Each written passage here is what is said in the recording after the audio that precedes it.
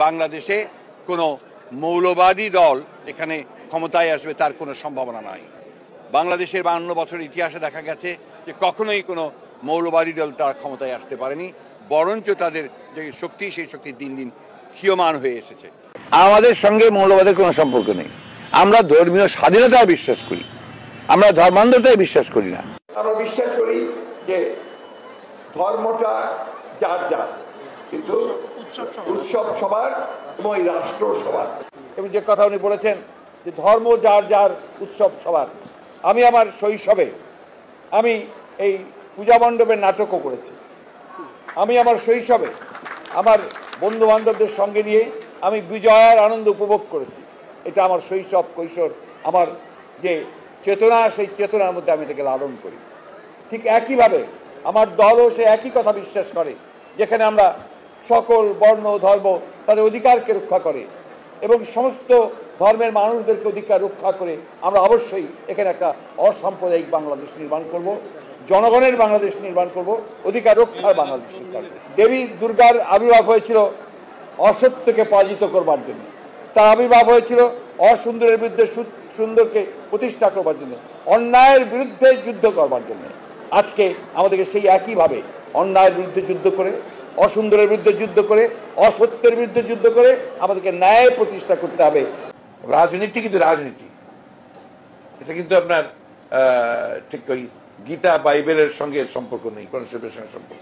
রাজনীতিতে অনেক কিছু থাকে যে কতগুলো আপনার প্রয়োজন অনুযায়ী আপনাকে সেগুলো পরিবর্তন করতে হয়। যে বৌদ্ধ ধর্ম হচ্ছে শান্তির ধর্ম, বৌদ্ধ ধর্ম হচ্ছে অহিংসার ধর্ম, বৌদ্ধ ধর্ম হচ্ছে মানুষের প্রতি ভালোবাসা প্রেমের ধর্ম। আজকের দিনটি শুধু বৌদ্ধ সম্প্রদায়ের জন্য যে একটি গুরুত্বপূর্ণ দিন বা আনন্দের দিন তা নয়, আসলে সমগ্র মানব জাতির জন্যই একটা অত্যন্ত তাৎপর্যময় দিন। বাংলাদেশ জাতীয়তাবাদী দল সকল যে ধর্ম, সেই ধর্মগুলোকে ধারণ করেছে, ধর্মীয় স্বাধীনতায় বিশ্বাস করে। সেই কারণেই বাংলাদেশ জাতীয়তাবাদী দল জনশহীদ প্রেসিডেন্ট জিয়া রহমানের প্রতিষ্ঠা করেন এত জনপ্রিয়তা লাভ করেছিল। মূল থেকে মৌলিক, সেখান থেকে মৌলবাদ। মূল হচ্ছে কোরআন, মূল হচ্ছে হাদিস, মূল হচ্ছে আল্লাহ, মূল হচ্ছে কোরআন, মূল আমার রাসূল। সেই মৌলবাদ তোমরা উৎখাত করবা, এত সোজা। তোমরা মৌলবাদ উৎখাত করবার বাংলার 12 কোটি মানুষ বসে বসে আঙ্গুল চষবে। আপনি কোরআন এবং সুন্নাহ প্রত্যেকটা মৌলিক বিষয়, নামাজ, রোজা, হজ, যাকাত, আপনার ইসলামিক বিধিবিধানগুলা, ফরজ, ওয়াজিব, সুন্নাত, মুস্তাহাব আপনি মেনে চলেন। বুঝে হোক বা না বুঝে হোক আপনি মেনে চলেন। এই যে আপনি বুঝে হোক বা না বুঝে হোক মেনে চলছেন, এইটাকে সেকুলাররা বলে এটা হচ্ছে মৌলবাদী কনসেপ্ট। কথা কি বুঝতে পারছেন? কারণ আপনি বিজ্ঞান, যুক্তি, দর্শন দিয়ে এগুলো যাচাই করতে যাচ্ছেন না। আল্লাহ বলেছেন, রাসূল বলেছেন, মেনে নিয়েছি, ব্যাস। সামি'না ওয়া আতা'না, শুনলাম এবং মেনে নিলাম। এই কনসেপ্টটা হচ্ছে আল্লাহর দেয়া কনসেপ্ট।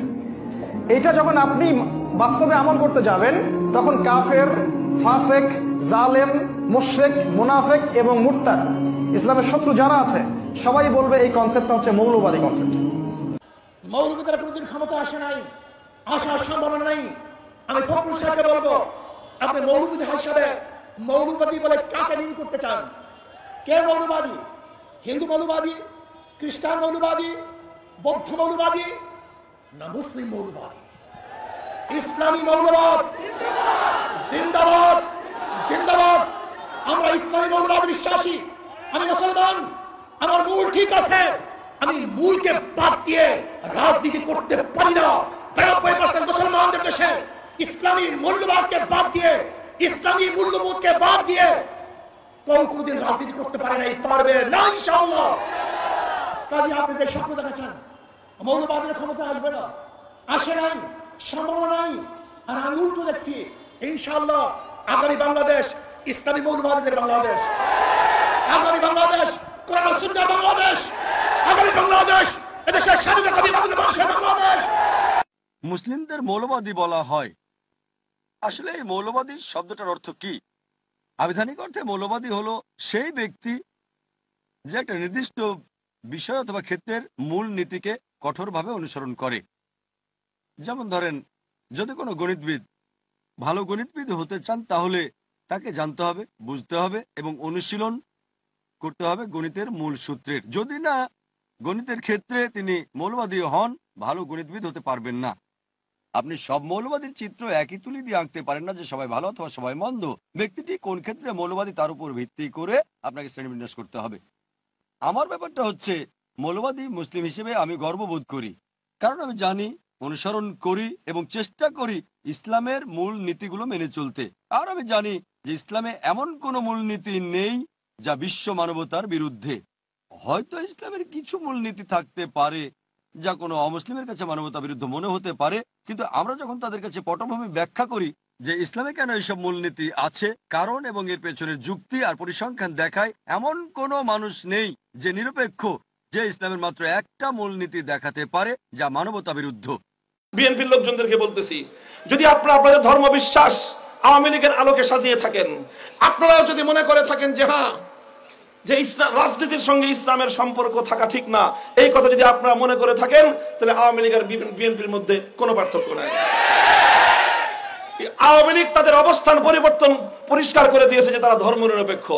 বিএনপি আমাদেরকে বলবো, যদি আপনারা আপনাদের অবস্থান পরিষ্কার করার মতো সাহস রাখেন তো বলেন যে না, রাজনীতির সঙ্গে ইসলামের কোনো সম্পর্ক নাই, রাষ্ট্রের সঙ্গে ইসলামের সম্পর্ক থাকতে পারবে না। এই কথা যেদিন বলবেন সেদিনও আপনাদের ব্যাপারে আমাদের একই বক্তব্য হবে, আওয়ামী লীগের ব্যাপারে আমাদের যে বক্তব্য।